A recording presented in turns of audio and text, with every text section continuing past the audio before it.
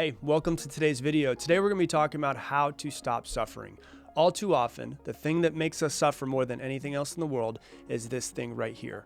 And so what we're going to be talking about is how to get yourself out of a state of suffering and into a beautiful state, how to become aware of when you go into suffering and the step-by-step process to get you back into a beautiful state. So if you're interested, go ahead and tune in to today's video.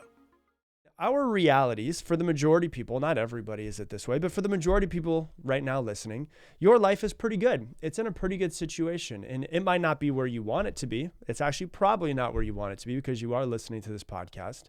But really, if you start to look around you, you can realize that the majority of your life is actually quite beautiful. And it's something that we should start focusing on is the stuff around us that is good versus stuff around us that is bad. Because there's really only two states of being that you could be in at one point in time. You could be in a beautiful state or you could be in a state of suffering. Those are the two states that you could be in. And I don't mean like it's just a completely beautiful, blissful state every single minute, or it's a complete suffering state every single minute. In life, we have varying degrees of each of these at any point in time. So let's talk about each state and how you can kind of identify which state you're actually in. So the first one, we look at a beautiful state. Beautiful state can be categorized by happiness, by love, by the feeling of peace, the feeling of gratitude and being grateful for what you have. It can be the state of feeling compassion or feeling excitement for what's going on. Really, it's an underlying tone of the tone of your life is peace in some sort of way. Things are okay right now. There's nothing to worry about. And that's the feeling, that's the underlying feeling throughout your life when you're in a beautiful state. You are comfortable in the world. You're comfortable in your own skin. And you just have a feeling, a sense of ease. Just that right there would be what I'm talking about when I'm talking about being in a state that is a beautiful state. You're at ease, and when you're at ease, the people around you can sense the way that you feel, and people end up being more comfortable around you. People end up being more calm and more at ease from your presence, because how you show up will change how other people feel around you as well. And you will then in turn put more people at ease because your presence affects everyone that you come in contact with. Whether you realize it or not, your presence is always affecting people that are around you. And a beautiful state, the important thing to realize about a beautiful state is it's not about the situation or the circumstances of your life, which most people think, oh, well, I can be in a beautiful state if my life is exactly what I want it to be, if I have what I want, if my husband acts the way that I want him to do, or if my father starts treating me the way that I want to, then I will be at a state of ease. No, a beautiful state is not about the situation. It's not about the circumstance. It's about how you are feeling about your life, how you are feeling about your circumstances, what you are thinking about the circumstances in your life. That right there is a beautiful state. Now, on the other side of that is a state of suffering, which from what I have found is actually a state that most people tend to live in more often than not. So a suffering state could be stress, could be the feeling of anxiety, the feeling of constantly worrying, fear for what something might happen coming in the future, anger around something that happened to you or the way someone's acting, sadness, boredom. If a beautiful state is an underlying tone of peace and ease, a suffering state is the underlying tone of something is not right. You are not at ease. You are not where you want to be. And your nervous system might feel on guard the entire time, as if your nervous system is just kind of sitting there waiting to be attacked. So you're kind of on guard all the time. There is no ease in a state of suffering. It is just the feeling of what's going to attack me next, fear, worry, and constantly trying to protect and be in a state where you can protect yourself. And you being uneasy makes other people uneasy being around you. And so if you're uneasy and you think that you're faking it and you think that no one else is noticing it, I promise you, everyone else that you come in contact with is subconsciously noticing the vibe that you're at. And if you're uneasy, you're 100% going to make other people uneasy being around you as well. So one of the most important decisions that you'll ever make in your life is what state you're going to be in at any moment. And once again, what I said is one of the most important decisions that you will ever make is what state you're going to be in, because it is a decision. Now, mind you, When I say this, when I say you make this decision, it doesn't mean that you make this decision and you're that way forever. It's not like you're like, you know what, Rob's right. I'm going to be in a beautiful state. And then you make the decision, and then until the day you die, you're just in a beautiful state. You're not going to be there forever. I promise you that. You're human. And being a human, let's be real, is really fucking hard sometimes, right? There's ups, there's downs, there's great days, there's bad days, there's great moments, there's bad moments. You could be having a really great day. You could be in a complete blissful state. It's just you wake up, you feel good, you had your coffee, you hung out with your children, you took your dog for a walk, everything was amazing. And then something happens, right? And you'll react. And that reaction will then put you into a state of suffering. And then you find yourself in a state of suffering. So it's not about never going into a state of suffering, because that will never happen. We probably will never get to that point of complete enlightenment for the rest of our life. We'll probably never get there. But what it's about is when we notice ourselves slip into a state of suffering, is recognizing that you put yourself in that state. That you were the person who put yourself in that state. Nobody else put you in that state, and no external circumstances put you in that state. And what it is then at that point is taking the necessary action once you notice that you're in a state of suffering to put yourself back into a beautiful state. So let me give you a few examples just to kind of give it some more context for this to make sense to you, okay? Let's say that you have a lot going on at work right now. We've all been in this situation, right? And you've got a deadline that's coming up next week. And you've got a lot that has to be done in the next week. And you don't know if you're going to make the deadline. And you're kind of worried about making the deadline. And you're stressed about how much you have to do in the next week. So all day long, when you're at work, even when you're home from work, you're worrying, you're stressed, you're anxious about your work. And this is super common, right? Like I've found myself here many times, and you've probably found yourself there many times as well, where you have a deadline approaching. There's a lot that you have to do. There's underlying stress. There's anxiety. There's the feeling of not really being at ease. But even though you might have something coming in next week, next Wednesday, you have this thing that is due. In this moment, right now, what's wrong? Are you okay? Are you safe? Yeah, you are. So what can you do? The first thing you can do is bring yourself to this present moment and realize that, that thing that's coming up is not right now. It's coming up next week. It's coming up next Wednesday. So what do? We bring ourselves back to this present moment. One of the best ways to do that is breathing techniques. And, I've offered this many times. And one of the things that I do multiple times a day is just 6 deep breaths in through the nose, out through the mouth. And when I breathe out through the mouth, it's a long exhale like I'm breathing out through a straw. Another thing that I do quite often as well is I'll go onto YouTube. I do this every morning before I meditate, and I do this multiple times a day. I'll go onto YouTube and I'll find breathwork techniques. So sometimes I just go into YouTube and I type in 5-minute breath work. Sometimes I do 10-minute breath work, depending on how much time I have. And the breathwork techniques brings you back to the present moment. And then what you do is, now that you're present, you've got yourself to a calm, centered state, feeling at least not as stressed, not as anxious, because when your emotions are high, your logic is low. Now that you are in the present moment and you're here, you make a list of all of the things that need to be done by that deadline. And so you make this giant list. And looking at that list might be like, oh my God, I don't know if I'm going to get all this done. But what you can do is you can look at them and you can prioritize them. This is number 1, this is number 2, this is number 3. And then what you do to make yourself feel better is you take action on number 1. Because number 2 and number 3 don't matter that much right now. What matters is number 1. So I noticed myself being stressful. I noticed that I was in stress and anxiety. I realized I can't do everything at once. I can't, how do you eat an elephant? 1 bite at a time. So what's the first bite that I need to take to make myself feel better?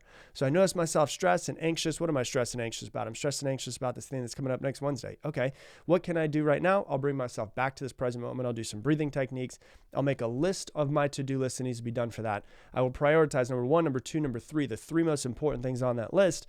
And then I take action on number 1. Either way, the deadline will eventually be here. If hopefully we will all make it in our lives to next Wednesday, and we'll still be alive by next Wednesday. So the deadline will eventually be here.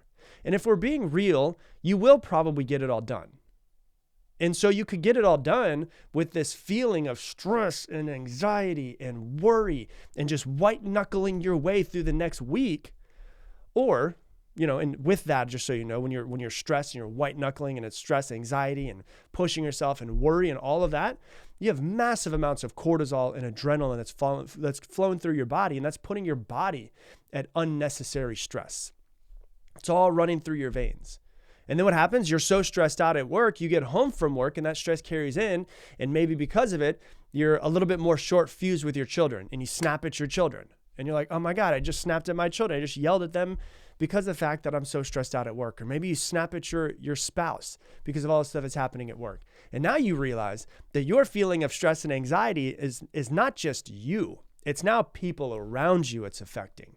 Now you're not just affecting yourself, but you're affecting the people that you love the most as well. Or you can see it and you could say, okay, I see the reason why I'm stressed. It's because I'm seeing all of the stuff that I have to do. And I'm just a human. I can only do one thing at a time. I realize that. And so if I'm eating an entire elephant, I can only eat it one bite at a time. What's the first thing that I can do? I get myself into a calm state. And then what I do is I take the first action. I take the first bite.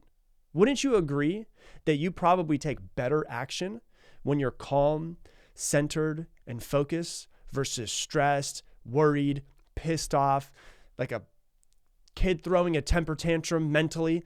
Like you're mentally throwing a temper tantrum. Oh my God, I've got so many things I've got to do. All right, chill out. Just come back to the present moment. Chill out just a little bit, because all too often we're freaking out about these things. You're going to get it done. I know you will. You know you will. So that's a really good example of the circumstance is the same. You still have to do the report or whatever it is that you have coming up next week, but you could do it from a stressed out, suffering state, or you can get yourself into a beautiful state and get some quality work done. Another example, let's say, you woke up this morning and you're having a great day and you're on time. You leave your house on time to go to work, and out of nowhere, it's a route that you take every single morning. You hit a ton of traffic and you look at your Google Maps and you're like, oh my God, I'm going to be 20 minutes late. And so I've done this many times because I hate being late. And you're sitting there just so pissed off. I left on time. What's going on? Why can't these people drive correctly? Maybe somebody got into an accident and you're like, oh my gosh, nobody knows how to drive in this city. And what are people going to think about me when I show up late? We have this important meeting. I'm going to look like an idiot walking into the meeting late. And you're just, once again, just white knuckling your way through this traffic. Or, once again, that would be a suffering state. Or in a beautiful state, you can't move the traffic along. You can't make traffic go faster. And so you could be pissed off the entire way. Or you could realize there's nothing I can do about it. I cannot change this traffic. You take a few deep breaths. Once again, you get yourself centered and calm and a little bit more focused. And you bring yourself to the present moment. And you're like, there's nothing I can do about this. I can't change this. What can I do? If I'm going to be arriving at work, I can arrive out really pissed off because of how I was just suffering the entire way. Or I could arrive at work. I'm still going to be 20 minutes late no matter what. I could arrive at work in a really good mood. I could put on my favorite song. I could get myself feeling good. I could think about all the things I have to be grateful for. Once again, it doesn't change the circumstance, which is the traffic. What changes is the way that you are viewing the circumstance of your life. And you could view it to put yourself into a state of suffering, or you could view it to put yourself into a beautiful state. You put on your favorite song and you say, you know what? I'm going to make the decision that I'm going to put myself into a beautiful state either way. So when you look at a beautiful state versus a suffering state, a beautiful state is expansive and feeling at one with things. A suffering state is contraction. When you feel more expansive, more is available to you, more energy is available to you, more creativity is available to you, more ideas are available to you. It's almost like you open yourself physically and mentally, emotionally, spiritually to the world around you. And you're like, hey, I'm open. Let's see what can come in. A beautiful state is being creative. Suffering state is being closed. A beautiful state is feeling empowered. A suffering state is feeling disempowered. A beautiful state is feeling like connected with everything. A suffering state is I'm all alone. A beautiful state is possibility and opportunities around us. A suffering state is problems, finding all my problems. A beautiful state is feeling trusting and knowing and having faith. A suffering state is feeling protective and closed off and the world is working against me. A beautiful state is things feel more effortless and they tend to flow more. A suffering state is just struggling your way through things. A beautiful state is abundance and so much around you. Scarcity is a suffering state. Lack, not having what you want. A beautiful state is I get to do this. I choose to do this. I'm the creator of my life. A suffering state is I have to do this. I'm the victim of my circumstance. A beautiful state is curious and being open to the world. A suffering state is closed and not being open. And our brains will respond to whatever state you're in. It will. And more is available to you, more energy, more ideas, everything. There's more available to you when you're in a beautiful state. So then how do you get yourself back into a beautiful state when you notice you're in a state of suffering? Okay, so this is 5 simple steps, very simple. Number 1, become aware. Become aware that you are in a state of suffering. And then what do? That's number 1. Okay, I'm aware. I'm noticing that I'm feeling a certain way. Number 2, take ownership. It's you who have put yourself in that state. The way that you're looking at your situation is what puts you in that state. And you're the one looking at it. And that's important because it puts you into a place of power. When you decide that you're no longer the victim of your circumstance, but you're the creator of your circumstance and you're the creator, it puts you into a place of power because if you put yourself in that state, then you can get yourself out of that state. But if you're like, oh, well, I didn't put myself in this state, well, then you're helpless. There's nothing you can do about it. And so number 2 is to take ownership. I did this to myself and I got myself here. I can get myself out of it. Number 3 is to come back to the present moment because the mind is almost always in the past or it's always in the future, but it's very rarely here. The mind is in fear. The mind is in suffering. The mind is in worry. The mind is in anxiousness. The mind is in protection mode. The body is always in the present moment. Your mind is always somewhere else, right? Our minds are always somewhere else. Your body, it's here. It's in the present moment. Okay, so what do we need to do? We need to come back to the present moment. How do we also come back to the present moment? Breathing, breath work on YouTube. It takes 5 minutes, a few minutes. You can do it. You know, if you're in traffic and you notice yourself getting really stressed and you're stopped, you can go onto YouTube right now and you can literally listen, put in YouTube 5-minute breathing technique when you're at a stoplight or whatever it might be. And you could do the breathing. Obviously, don't close your eyes or do anything that's going to make you pass out, but you can do the breathing to calm your body and nervous system down. And so come back to the present moment. Number 4 is ask yourself if you're driving or if you're out and you don't have a pen and paper, or if you do have a pen and paper, you can journal it. What can I do right now to make myself feel better? Examples could be like take action on that next deadline, like I said in the first example I gave you. Another example that I gave you was putting on your favorite song. What can I do right now to get myself into a better state? So that's number 4. And number 5 is to focus on gratitude more.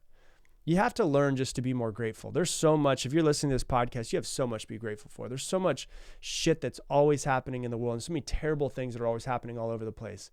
You are probably okay right now. You're probably safe. So why don't you just try to come from a place of gratitude?